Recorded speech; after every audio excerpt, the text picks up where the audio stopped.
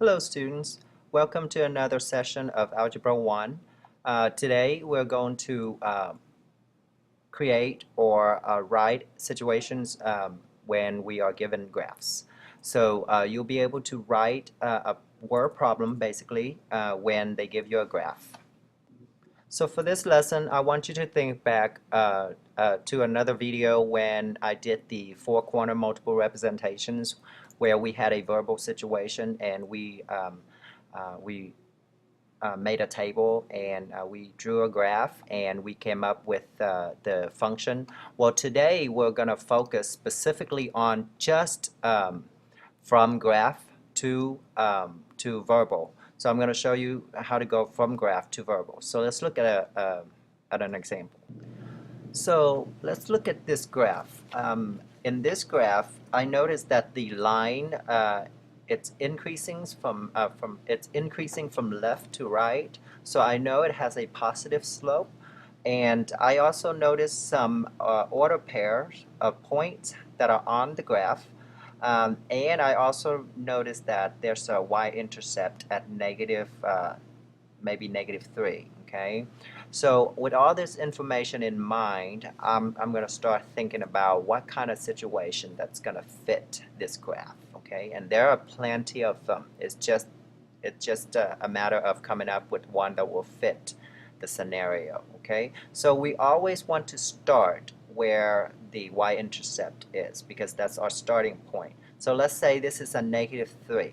Okay, so if I label this 0, -3, that would be my y-intercept. And when I go up here, I notice that there's also an x-intercept at 2, 0. So this graph, with the way it's going up this way, it looks like it could be some situation where you are gaining something over time. Okay, suppose let's put this scenario into a lemonade stand, for example. You're selling lemonade. Okay, so you have to start out somewhere negative. Okay, and then over time, as you start selling lemonade, you start to gain more money. Okay, so let's use that as our verbal situation. Okay.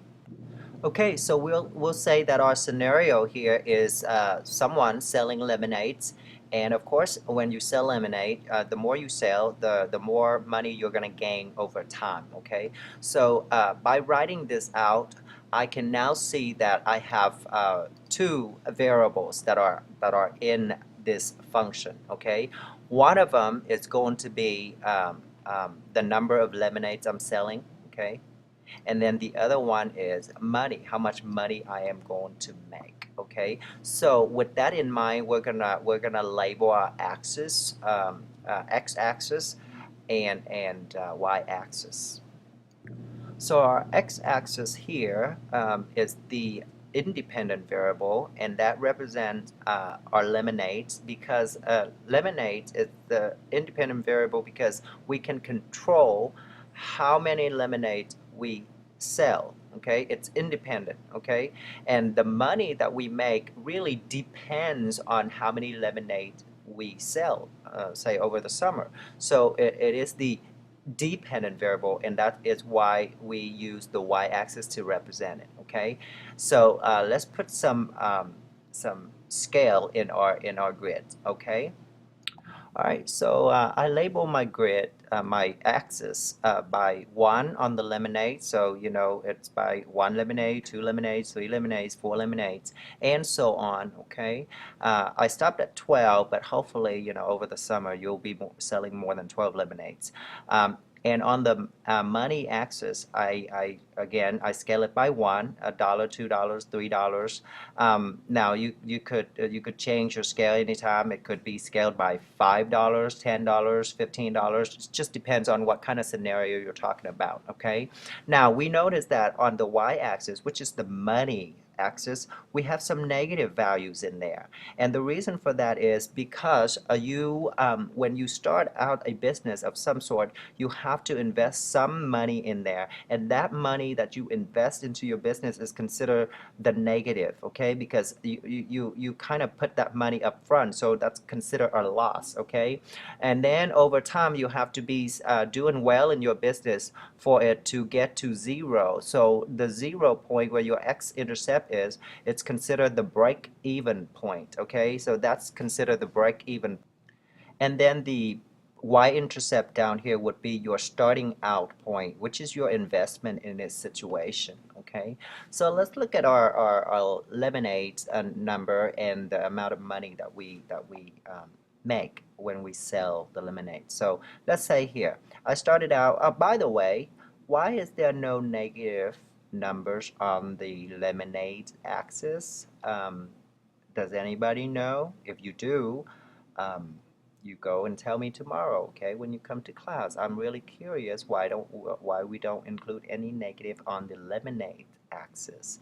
All right, so let's look at the price at this lemonade, because in order for us to write a verbal situation about selling lemonades, we gotta one of the things that we need is price. How much are you selling it for, right? So according to this graph, if you look carefully at these points, you start right here at 0, and then by the time you sell 2 lemonades, you've already break even. That means you spend $3 investing, and by the time you sell 2 lemonades, you already make back your $3, okay? So selling 2 lemonades give you $3. So that is called the rate of change, okay? For every 2 lemonades I sold, I gain $3, or I gain $3 for every 2 lemonades I sold. Okay, so pretty much that's the scenario. So again, a review of slope. We know that the slope is rise over run, right? So how much I rise, okay, from this point -3 up, okay, and how much I run, okay, how much I rise and how much I run, and that will be your slope. So same thing here, how much I rise and how much I run, okay? So let's put that into our scenario. So I put down the rate of change for our scenario here is for every 2 lemonades I sold, or I gain $3 for every 2 lemonades I sold. So that's virtually your slope right there, okay? That's virtually your slope. It's 3 divided by 2. So in our scenario, we don't want to say, you know, sell 2 lemonades and charge them $3. We want really the unit rate, okay? And in order to find the unit rate, you really only have to, you know, simplify this, okay? So that 3 over 2 is 1.5. And the 1.5 here is per lemonade, okay? 1.5 is per lemonade. So the 1.5 there really represent your money, right? The how much you're charging each lemonade, okay? How much you're charging. So with that information, it is important because we need that information to put into our scenario. So do you think we're ready to write the scenario? I think so.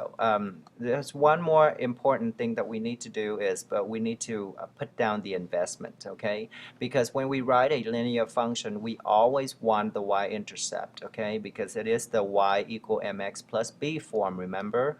Y equal mx plus b. And m is your slope, okay? How much you're charging your customer for the lemonade.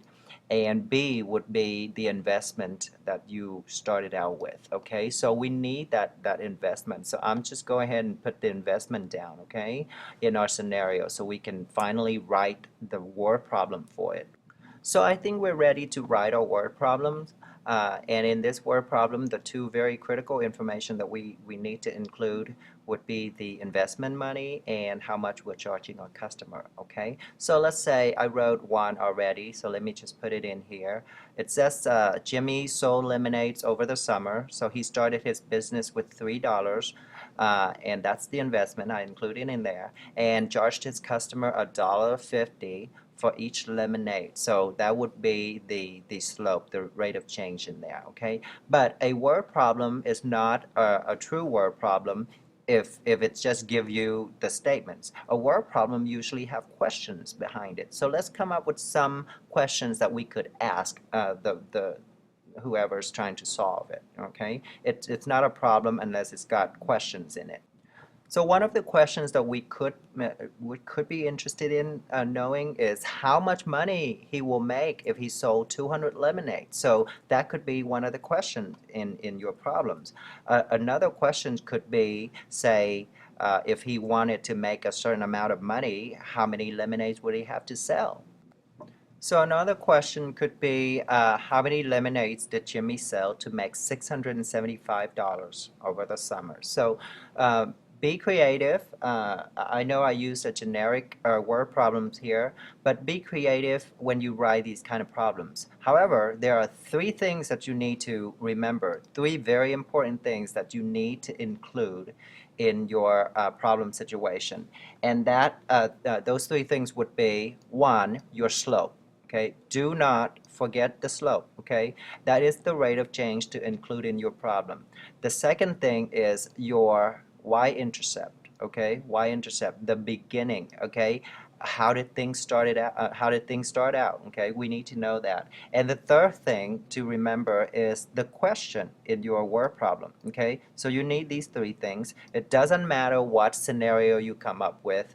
These three things must be in your word problem. Okay, so when you come to class, we are going to spend some time exploring some more graphs and try to come up with our own verbal situations. Okay, thank you for watching.